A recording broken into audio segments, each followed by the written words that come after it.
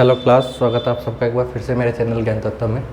आज की वीडियो में हम डिस्कस करने वाले हैं अपने इलेक्ट्रिकल इंस्ट्रूमेंट्स। इलेक्ट्रिकल इंस्ट्रूमेंट्स में भी कौन से इंस्ट्रूमेंट? हमारे इलेक्ट्रोमैकेनिकल इंस्ट्रूमेंट। इलेक्ट्रोमैकेनिकल इंस्ट्रूमेंट मतलब जो हमारे एनालॉग इंस्ट्रूमेंट होते हैं वही हमारे इलेक्ट्रोमैकेनिकल प्रिंसिपल पर काम करते हैं ज़्यादातर, और उन्हीं को हम जो है डिस्कस करने वाले हैं। तो देखो, मेजरिंग इंस्ट्रूमेंट में हमारे जो है इलेक्ट्रोमैकेनिकल इंस्ट्रूमेंट हमारे वे इंस्ट्रूमेंट होते हैं जिसके अंदर इलेक्ट्रिकल से मैकेनिकल कन्वर्जन या फिर मैकेनिकल से इलेक्ट्रिकल कन्वर्जन करके हम चीज़ों को स्टडी कर रहे हैं, चीज़ों को जो है कंपेयर कर रहे हैं और फिर उसको जो है रिप्रेजेंट कर रहे हैं। ठीक है, जैसे अगर आप अपने घर में आपने स्टेबलाइजर देखा होगा, उसमें क्या होता है, एक निडल दी हुई होती है जो वोल्टेज को रिप्रेजेंट करती है। आजकल तो डिजिटल आने लगे हैं वो भी, लेकिन अगर ज़्यादातर केसेस में अगर आपने देखा हो तो उसमें एक निडल दी हुई होती है। वो निडल क्या करती है, वो इलेक्ट्रिकल क्वांटिटी को मेजर करती है। इलेक्ट्रिकल क्वांटिटी को मेजर करने के बाद उसके अंदर एक जो है कोयल लगा होगा, वो कोयल उसको एक जो है मैग्नेटिक फील्ड के थ्रू पास होगा, तो वो करंट जब मैग्नेटिक फील्ड के थ्रू पास होगा उस पर एक फोर्स रिप्रेजेंट होगा। वो फोर्स मोटर एक्शन करेगा, यानी कि इलेक्ट्रिकल को मैकेनिकल क्वांटिटी में कन्वर्ट करेगा, और जिससे उससे फोर्स लगेगी और वो फोर्स एक शाफ्ट पर लगेगी। उस शाफ्ट पर क्या होगा, हमारा एक पॉइंटर रखा होगा या फिर एक सुई हम कह सकते हैं, जो हमारे मीटर की सुई है, निडल है, वो रखी होगी। वो निडल क्या करती है, जितना उस पर फोर्स लगा रहा है उसी के हिसाब से निडल हमारी मूव कर जाती है और हमारी जो है एक्चुअल रीडिंग हमको मिल जाती है। ठीक है, तो पॉइंटर का जो मूवमेंट है वो एक मैकेनिकल मूवमेंट है। ठीक है, ये पॉइंटर मेरा इधर से उधर मूव कर रहा है, ये जो है क्या सा होगा, एक मैकेनिकल मूवमेंट होगा। लेकिन हम जो क्वांटिटी मेजर कर रहे हैं ये हम इलेक्ट्रिकल क्वांटिटी मेजर कर रहे हैं। ठीक है, तो आपको ये तो समझ में आता होगा कि इसके अंदर कुछ तो ऐसा प्रिंसिपल चल रहा है जो इलेक्ट्रिकल क्वांटिटी को मैकेनिकल क्वांटिटी में मेजर कर रहा है और फिर हमारे पढ़ने लायक या फिर हमारे समझने लायक जो है फॉर्म में कन्वर्ट करके हमको दे रहा है। ठीक है, ऐसे इंस्ट्रूमेंट जो इलेक्ट्रिकल क्वांटिटी को मैकेनिकल क्वांटिटी में कन्वर्ट करके हमको मेजर करने में हेल्प करते हैं, हमको मेजरिंग में हेल्प करते हैं, हमको चीज़ों को स्टडी करने में हेल्प करते हैं, उसको न्यूमेरिकल फॉर्म में कन्वर्ट करने में हेल्प करते हैं। ऐसे इंस्ट्रूमेंट को हम कहते हैं मैकेनिकल इलेक्ट्रोमैकेनिकल इंस्ट्रूमेंट। ठीक है, इलेक्ट्रोमैकेनिकल इंस्ट्रूमेंट। और इसके अलावा हम उनको क्या कह सकते हैं, एनालॉग इंस्ट्रूमेंट भी हम इनको बोल सकते हैं, क्योंकि एनालॉग में भी ज़्यादातर केसेस में, सभी में नहीं लेकिन ज़्यादातर केसेस में एनालॉग इंस्ट्रूमेंट ही हमारे जो है इलेक्ट्रोमैकेनिकल इंस्ट्रूमेंट कहलाए जा सकते हैं। ठीक है, जो हमारे इलेक्ट्रोमैकेनिकल इंस्ट्रूमेंट हमारे 5 तरीके के हो सकते हैं। सबसे पहला होता है हमारा indicating type instrument.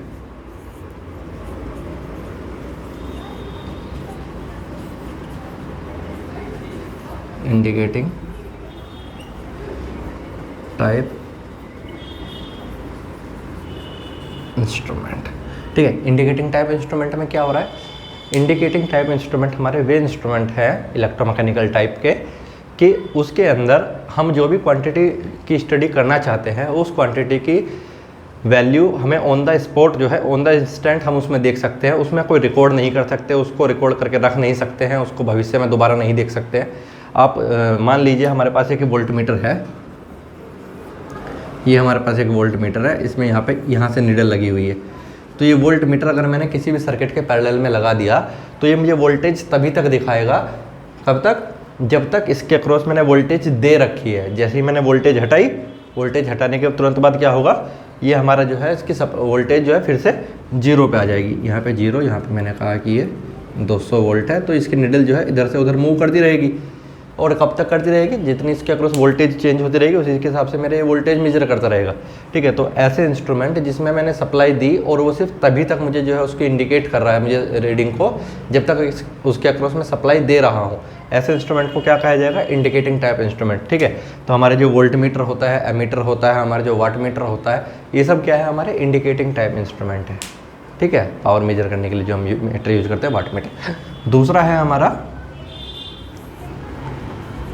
Recording type.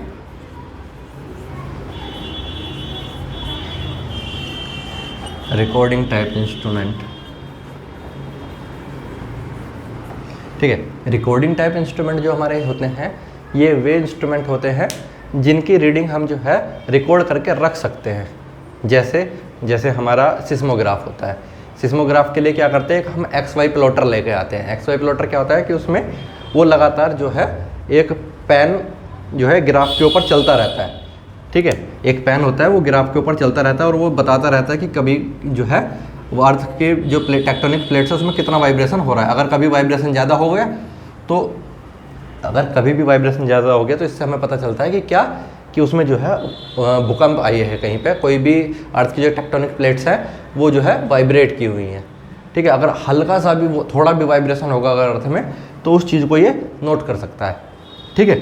और वो फिर अगर थोड़ा भी वाइब्रेशन नहीं है तो फिर वो नॉर्मल स्ट्रेट लाइन रहेगा। इस केस में क्या होता है कि जो हमारा XY प्लॉटर होता है वो लगातार जो है ग्राफ के ऊपर चीज़ों को प्लॉट करते रहता है। अब अगर आप देखो तो इसमें क्या है कि हम इसको रिकॉर्ड करके रख सकते हैं ना। ऐसा तो है नहीं कि आपने रीडिंग लेनी बंद कर ली तो ये रीडिंग खत्म हो जाएगी।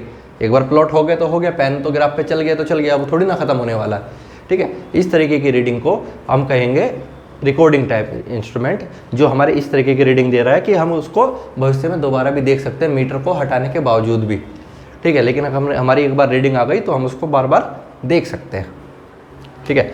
तीसरा आता है हमारा इंटीग्रेटिंग टाइप इंस्ट्रूमेंट।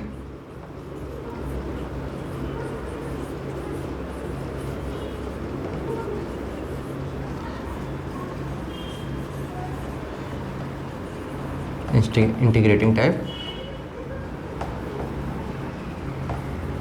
इंस्ट्रूमेंट, ठीक है। इंटीग्रेटिंग टाइप इंस्ट्रूमेंट कौन से इंस्ट्रूमेंट होते हैं? इंटीग्रेटिंग टाइप इंस्ट्रूमेंट हमारे वे इंस्ट्रूमेंट होते हैं जिसके अंदर हम रीडिंग देख भी सकते हैं, रीडिंग को रिकॉर्ड भी रख सकते हैं। इसके अलावा टाइम के साथ साथ वो रीडिंग कितनी बढ़ रही है उसका भी हिसाब उसमें रखा जा सकता है। कैसे? जैसे हमारा एनर्जी मीटर होता है, जो हमारा घर के बाहर इलेक्ट्रिसिटी बिल के लिए मीटर लगा होता है, वो मीटर हमारा इंटीग्रेटिंग टाइप इंस्ट्रूमेंट है। इंटीग्रेटिंग टाइप इंस्ट्रूमेंट हमारा कैसे है? क्योंकि देखो जैसे जैसे टाइम बढ़ता रहता है उसके जो मीटर की जो रीडिंग है वो लगातार बढ़ती रहती है, ठीक है। तो उसी वो क्या कर रहा है, उस टाइम पे हमारी वोल्टेज आ रही है या नहीं आ रही ये भी हमारे बताता रहेगा। इसके अलावा हमने कितनी इलेक्ट्रिसिटी आज यूज की ये तो उसके अंदर रिकॉर्ड रहेगा ही रहेगा। कल हम जितनी करेंगे वो कल वाली जो है आज वाली भी उसमें कल में ऐड करके बताता रहेगा। तो क्या कर रहा है वो पुराने रिकॉर्ड को भी नए वाले डाटा के साथ ऐड करता रहता है और आगे उसको फॉरवर्ड करता रहता है, ठीक है। ऐसे इंस्ट्रूमेंट जो अपने डाटा को पुराने डाटा को आज के डाटा में ऐड करते रहते हैं, ऐसे को हम क्या कहेंगे? इंटीग्रेटिंग टाइप इंस्ट्रूमेंट उनको बोला जाता है, ठीक है। उसके बाद आता है हमारा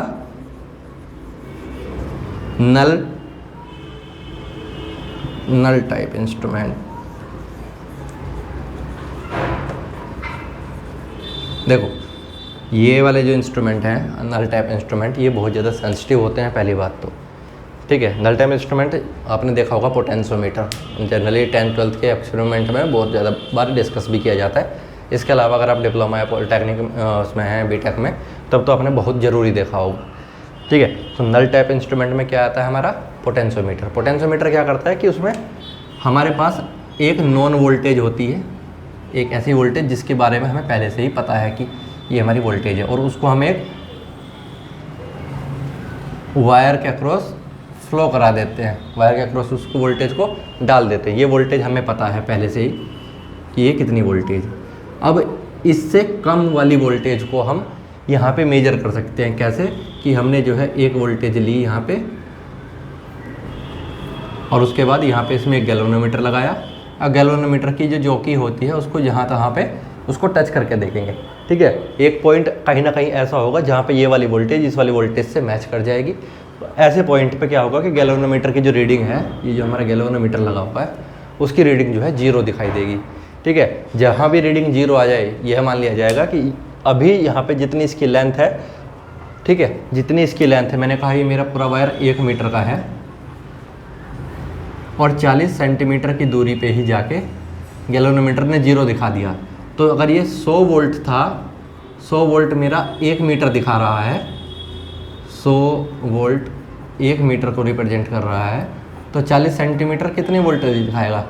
यहाँ से आप वोल्टेज निकाल सकते हैं, ठीक है। इस तरीके के मीटर हमारे नल टाइप इंस्ट्रूमेंट होते हैं, जहाँ पे जब हमारा जो इंस्ट्रूमेंट होता है 0 रीडिंग दे तब हम उसको एक्यूरेट रीडिंग मानेंगे। देखो सबसे मोस्ट एक्यूरेट इंस्ट्रूमेंट हमारा यही है, लेकिन ये सबसे स्लो भी है, इसलिए ज़्यादातर इसको लैब में इस्तेमाल करते हैं। क्योंकि प्रैक्टिकली हमको क्या चाहिए, हमारे पास क्या है कि टाइम की थोड़ी किल्लत होती है, समय की कमी होती है। तो हम क्या कर चाहते हैं कि हमारे पास जो रीडिंग है वो ऑन द स्पॉट आ जाए, उसमें बहुत ज़्यादा टाइम ना लगे, ठीक है। थोड़ा बहुत 2-4% का एरर होगा, कोई समस्या नहीं है, इतना तो एडजस्टेबल होता है, लेकिन रीडिंग हमको अभी चाहिए। उसमें एरर एक्सेप्टेबल है लेकिन डिले एक्सेप्टेबल नहीं है। पोटेंशियोमीटर क्या है कि वो एरर की आपको जो है श्योरिटी देगा कि एरर नहीं आएगा, ठीक है, लेकिन ऑन द स्पॉट रीडिंग नहीं देगा, उसमें थोड़ा बहुत तो टाइम लगेगा। दूसरा पोटेंशियोमीटर थोड़ा सा बड़ा इंस्ट्रूमेंट आता है भाई, उसमें लेके चलने में भी पोर्टेबिलिटी उसकी थोड़ी कम आती है। लेकिन अगर और इंस्ट्रूमेंट को देखा जाए, इंडिकेटिंग टाइप इंस्ट्रूमेंट वोल्टमीटर इतना सा आता है, ठीक है। Recording type instrument XY plotter वो भी ज़्यादा बड़ा नहीं आता है, ठीक है। बस उसका सिस्मोग्राफ है, तो उसका ग्राफ के लिए अपने कार्टेज उसको अलग देखना पड़ेगा। इंटीग्रेटिंग टाइम इंस्ट्रूमेंट हमारा वाट आवर मीटर जो हमारा एनर्जी मीटर होता है, वो एनर्जी मीटर तो आपने देखे हुए घर के बाहर लगे हुए, क्या साइज होता है उसका, ठीक है। उसको एक बार फिक्स कर दो, वो रीडिंग लेता रहता है, उसको बार बार जो है चेंज करने की ज़रूरत नहीं पड़ती, ठीक है। ये होते हैं हमारे इलेक्ट्रोमैकेनिकल टाइप इंस्ट्रूमेंट। ये जो हमारे 4 तरीके के हो सकते हैं। इसके अलावा जो है हमारे जो इलेक्ट्रोमैकेनिकल इंस्ट्रूमेंट है, वे जो है किस किस वर्क प्रिंसिपल पे काम कर सकते हैं, किस किस तरीके से हमारे इलेक्ट्रिसिटी को मैकेनिकल क्वांटिटी में कन्वर्ट कर सकते हैं, ये इसके हमारे टोटल कुल 5 तरीके हैं। एक बार उसको और देख लेते हैं, उसके बाद अगली वीडियो में देखेंगे। कि देखो, कोशिश तो मैं हर बार यही करता हूँ, जैसे कि मैं बता भी रहा हूँ कि कोशिश यही रहती है कि थोड़ा हल्का पढ़ाऊँ, थोड़ा एक वीडियो में कम डाटा रहे, जिससे बच्चों को बोरियत ना हो, थोड़ा डिटेल में पढ़ाऊँ, ठीक है। तो डिटेल में बताने के चक्कर में एक ही टॉपिक लंबा खिंच जाता है, फिर वो वीडियो बड़ी हो जाती है, ठीक है। और आप लोग शिकायत भी नहीं करते, अच्छी बात तो यही है। अब शिकायत करो, बताओ कि जो है वीडियो ज़्यादा लंबी हो रही है, छोटी हो रही है, तेज़ पढ़ा रहे हैं, धीमा पढ़ा रहे हैं, कुछ तो बताओ। कुछ बता ही नहीं रहे हैं, बस देखा, थैंक यू बोला और बस गायब। इसके अलावा अगर कोई क्वेश्चन डालते हैं तो क्वेश्चन का भी कोई जवाब नहीं है, ठीक है। तो भाई देखो, ऐसा तो नहीं चलेगा। और टेलीग्राम ग्रुप में भी आप लोगों की एक्टिविटी थोड़ी कम हो गई है, कुछ 2-4 ही लड़के हैं जो क्वेश्चन डालते हैं। तो यार ये तो लापरवाही है, तुम अपने ही जो है टाइम वेस्ट कर रहे हो। अभी देखो, जो बच्चे पास आउट होने वाले हैं उनके पास तो अभी टाइम है, वैकेंसी भी अभी आई है। तो अगर तुम अभी सीरियसली नहीं लोगे पढ़ाई को, फिर कब लोगे यार? ये तो पीक टाइम था, ठीक है। अब देखो, जो हमारे एनालॉग, मैं एक बार नाम लिख देता हूँ इसका। देखो, ये हमारे जो है वर्किंग प्रिंसिपल हैं, जिनके बेसिस पे हमारे एनालॉग इंस्ट्रूमेंट इलेक्ट्रिकल क्वांटिटी को मैकेनिकल क्वांटिटी में कन्वर्ट कर सकते हैं। पहला है हमारा इलेक्ट्रोमैग्नेटिक इंस्ट्रूमेंट में क्या आता है कि ये क्या करते हैं, मैग्नेटिक फील्ड के पहले इलेक्ट्रिकल क्वांटिटी को मैग्नेटिक फील्ड में कन्वर्ट करेंगे, और फिर इस मैग्नेटिक फील्ड की वजह से उसको एक मोमेंट देने की कोशिश करेंगे। जैसे हमने इलेक्ट्रिकल क्वांटिटी मेजर की, इलेक्ट्रिकल क्वांटिटी मेजर करने के लिए हमने इसमें वायर में एक करंट फ्लो किया। उस करंट के थ्रू क्या करेंगे, वो एक मैग्नेटिक फील्ड प्रोड्यूस करेंगे, और दूसरे पैरेलल पाथ से क्या होगा, उसमें करंट ही जा रहा होगा। तो अगर आप Faraday law of magnetic induction देखेंगे तो उसमें क्या होता है, अगर आपके पास मैग्नेटिक फील्ड है, अगर आपके पास करंट है, तो एक फोर्स प्रोड्यूस होगा, ठीक है। वो फोर्स क्या करता है, मूवमेंट देता है कॉइल को। कॉइल हमारा मूव करेगा, तो उसी की वजह से हमारा क्या होगा, पॉइंटर मूव कर जाएगा, ठीक है। तो ऐसे इंस्ट्रूमेंट जो इलेक्ट्रोमैग्नेटिक उस पर काम करते हैं, अट्रैक्शन और रिपल्सन पे, इलेक्ट्रोमैग्नेटिक फोर्स पे काम करते हैं, वह ऐसे इंस्ट्रूमेंट हमारे क्या कहलाते हैं, इलेक्ट्रोमैग्नेटिक प्रिंसिपल बेस्ड इंस्ट्रूमेंट। जैसे हमारे मूविंग आयरन टाइप हो गया, मूविंग आयरन टाइप इंस्ट्रूमेंट, ठीक है, PMMC हो गया, ये आते हैं हमारे किस में, इलेक्ट्रोमैग्नेटिक में, ठीक है। दूसरा है हमारा इलेक्ट्रोस्टैटिक्स में क्या आते हैं हमारे ऐसे इंस्ट्रूमेंट जो हमारे हमारे पास जो इलेक्ट्रोस्टैटिक मटेरियल है, जैसे कि हमारा क्या बोलते हैं उसको, 2 प्लेट हैं, उनके बीच में अट्रैक्शन हो रहा है या रिपल्सन हो रहा है ड्यू टू द चार्ज, उसकी मदद से हम जो है क्या कर रहे हैं, इलेक्ट्रिसिटी को एक रिपल्सन और अट्रैक्शन की मदद से यूज़ करके उससे मैकेनिकल मूवमेंट करा रहे हैं, ठीक है। मान लिया हमारे पास एक प्लेट ये है, दूसरी प्लेट ये है, ठीक है। इन दोनों प्लेट पे अगर सेम चार्ज होगा तो क्या करेंगे, वो रिपेल करेंगे। रिपेल करने से क्या होगा, एक दूसरे को दूर करने की कोशिश करेंगे। अगर इसमें से एक प्लेट में फिक्स कर दो तो सिर्फ एक प्लेट का ही मूवमेंट होगा। अब वो मोमेंट उतना ज़्यादा होगा जितनी ज़्यादा इस पर चार्ज आएगा। जितना चार्ज ज़्यादा आएगा, चार्ज कब ज़्यादा आएगा, जब जितनी वोल्टेज ज़्यादा होगी। तो इलेक्ट्रोस्टैटिक टाइप जो इंस्ट्रूमेंट होता है, इलेक्ट्रोस्टैटिक टाइप जो वोल्टमीटर रहेगा, इलेक्ट्रोस्टैटिक वोल्टमीटर, ठीक है, वो इसी प्रिंसिपल पे काम करता है कि उसके अंदर एक जो है पैरेलल प्लेट कैपेसिटर लगा हुआ है, जिसकी एक प्लेट हमने फिक्स कर दी, दूसरी प्लेट हमारी जो है मूवेबल है। दूसरी प्लेट अगर मूवेबल है, देखो अगर एक प्लेट मैंने फिक्स कर दी, दूसरी प्लेट मूवेबल है, ये वाली प्लेट मेरी फिक्स है। अब अगर इस पर चार्ज मैं दे दूँ, इसको मैंने पॉजिटिव चार्ज दे दिया, ठीक है, इसको अगर मैंने पॉजिटिव चार्ज दे दिया तो उसी के अगेंस्ट में इस पर अगर पॉजिटिव और नेगेटिव चार्ज जो भी आएगा उसके अकॉर्डिंग उसका मोमेंट अप डाउन होता रहेगा। जितना मोमेंट इसका अप डाउन होता रहेगा उसी मोमेंट को रिकॉर्ड करके हम ये बता सकते हैं कि इसमें जो है वोल्टेज कितनी आ रही है। ठीक है, वहीं पर एक है हमारा थर्मल इंस्ट्रूमेंट। थर्मल इंस्ट्रूमेंट क्या काम करता है हमारा, आपने पढ़ा होगा थर्मोकपल या फिर हॉट वायर आर्ट। ठीक है, ये सब क्या है हमारे जो है ये वे हैं जो टेम्परेचर को डिटेक्ट करके टेम्परेचर डिफरेंस की मदद से, देखो जैसे अगर थर्मोकपल की बात की जाए, थर्मोकपल हमारा ये कहता है कि अगर हमारे पास दो अलग अलग मेटलिक जंक्शन, एक हमारे पास मेटल ये है, ये मेटल अलग है, इसको बोल देते हैं मेटल ए, ये वाला मेटल अलग है, ये है हमारा मेटल बी, ये ए था ना, ये मेटल बी। ठीक है, तो इन दोनों जंक्शन में से अगर एक जंक्शन को गर्म एक जंक्शन को ठंडा कर दिया जाए, इसको कहा मैंने कोल्ड जंक्शन, इसको कहा मैंने हॉट जंक्शन। ठीक है, तो जो थर्मोकपल होता है उसका प्रिंसिपल हमारा इसी पे काम करता है कि अगर हमारे पास दो डिफरेंट मेटल के वो हैं, मेटल के दो जंक्शन बने हुए हैं, उसमें से एक जंक्शन का टेम्परेचर ज़्यादा है, एक जंक्शन का टेम्परेचर कम है, तो इन दोनों के बीच में मुझे एक ईएमएफ देखने के लिए मिलेगा, एक मुझे जो है वोल्टेज डिफरेंस देखने के लिए मिलेगा। और वो वोल्टेज डिफरेंस उतना ज़्यादा होगा जितना ज़्यादा इनके बीच में टेम्परेचर डिफरेंस होगा। ठीक है, तो जहाँ पे हमें जो है हाई टेम्परेचर मेजर करना होता है, जैसे मान लो किसी फर्नेस का, किसी भट्टी का, किसी भट्टे का, ठीक है, ये या किसी लेबोरेटरी में कहीं पे हाई एक्सपेरिमेंट चल रहा है जहाँ पे मुझे टेम्परेचर बहुत ज़्यादा चाहिए, तो वहाँ पे अगर मुझे टेम्परेचर चेक करना है तो थर्मामीटर लेके तो मेजर करना संभव नहीं है। ठीक है, तो ऐसे में मुझे क्या करना है कि सिर्फ ये वाला पार्ट जो है फर्नेस के पास रखना है, फर्नेस के अंदर रखना है, ये वाला हिस्सा बाहर रखेंगे तो कोल्ड रहेगा। उसके बाद जो टेम्परेचर डिफरेंस आएगा वो मेरा एक ईएमएफ क्रिएट करेगा, जितना ईएमएफ क्रिएट करेगा मैं वोल्टेज मेजर करके फिर उसी के अकॉर्डिंग जो है रीडिंग दे दूंगा कि मेरा जो है कितना जो है टेम्परेचर अभी हो रहा है। ठीक है, तो टेम्परेचर मेजर करने के लिए जो हमारा थर्मल इंस्ट्रूमेंट है वो इस तरीके से काम करते हैं on the basis of thermocouple. ठीक है, एक है हमारा इंडक्शन इफेक्ट। इंडक्शन इफेक्ट में आता है जैसे कि हमारा टैको जनरेटर होता है, टैकोमीटर। टैकोमीटर से नाम सुना होगा आपने, टैकोमीटर। टैकोमीटर होता है हमारा एक शेडेड कप बेस्ड हमारा स्पीड क्या बोलते मेजरिंग इंस्ट्रूमेंट होता है।